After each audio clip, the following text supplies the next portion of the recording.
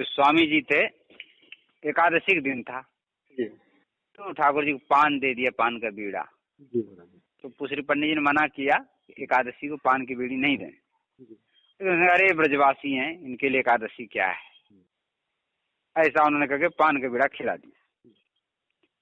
अब श्रृंगार हो गया था और जो है आरती हो गया था। पुसरी पंडित जी महाराज उनको इत्र आदि माला पहना रहे थे। इसी समय ठाकुर जी को उबकाई से आने लगी, उल्टी से आने लगी। तो फट उन्होंने जो है पंडित महाराज ने पर्दा खिंचवा दिया और ठाकुर जी उल्टी करने लगा। वहां कोई पात्र नहीं, बर्तन नहीं, कुछ नहीं, इतना समय नहीं। तो पंडित जी ने अपना दोनों हाथ लगा दिए सामने और उल्टी उनके दोनों हाथों में कर दिया और उन्होंने पान कर लिया उसका। तो उनके पिताजी जो थे, ये खो का नगला है, एक खो के पास एक बामन नगला, वहाँ के स्वामी यादराम जी हैं, अभी हैं वर्तमान में। तो उनके पुत्र थे कैलाश जी, वो ठाकुर स्वरूप बने थे। तो स्वयं उन्होंने ये घटना सुनाई अपने बाबा महाराज को कि हम उनके पिता हैं, लेकिन हम ये साहस नहीं कर सकते कि अपने उसका पुत्र का जो है, जूठा तो खा लेते हैं, साथ में बैठ के भी खा लेते हैं, लेकिन उल्टी का प्रयास कर जाए, ये बड़ी विलक्षण बात। लेकिन उनका ठाकुर का भाव था, इसलिए उस उल्टी को भी पान कर दिया। तो बड़ी बड़ी विलक्षण वो सारी बातें लिखी हुई है, अभी कुछ दिनों में उपलब्ध हो जाएगा। मतलब ये महापुरुषों को ही महाराज जी प्राप्त हो सकता है, क्योंकि जो संसारी प्राणी है वो तो इन चीजों को उस दृष्टि से देख ही नहीं सकता जो महापुरुष इस दृष्टि से देखते हैं। उनका तो भाव राज्य था। हाँ। वो भाव संसारी में कैसे आए महाराज, जो है ऐसा भाव कैसे बने संसारी पुरुष का कि ये वो भजन करते करते जब अंतःकरण शुद्ध हो जाएगा, जब ये भाव आ सकता है। अच्छा, अंतःकरण की शुद्धि जरूरी है। हाँ और बिल्कुल। अंतःकरण की शुद्धि के लिए भजन जरूरी है।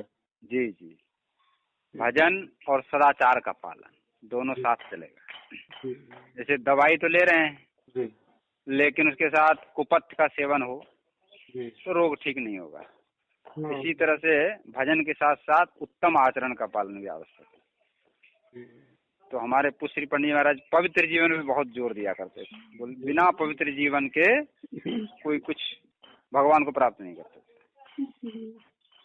क्योंकि वस्तु तो जैसे कि कोई पात्र है, उसमें छिद्र हो तो वस्तु नहीं टिकेगी, तो पात्र भी होना चाहिए, पात्र में ही वस्तु ठहरती है। इसी तरह से उत्तम जीवन जब तक नहीं होगा तब तक आप भक्ति करेंगे तो छिद्र के द्वारा निकल जाएगा। विकार जो है छिद्र है, उससे जो है जो भी भजन भक्ति करते हैं वो निकल जाता है बाहर। इसलिए लाभ नहीं दिखाई देता। भक्ति तो खूब करते हैं हम लोग, 1 लाख नाम जप करते हैं, सत्संग करते हैं, परिक्रमा लगाते हैं, सारे कार्य कर रहे हैं, लेकिन साथ में झूठ, छल, कपट, चोरी, ये सब, इन सब चीजों को भी पाले हुए हैं।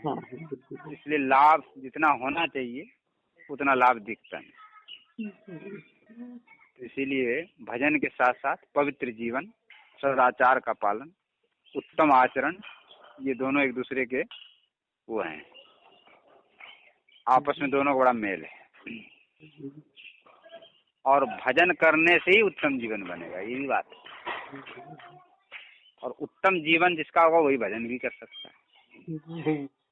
तो दोनों आवश्यक है, दोनों साथ साथ चलते हैं। ये पुष्री पंडित महाराज के जीवन का निचोड़ है, उन्होंने अनुभव करके बताया इस बात को।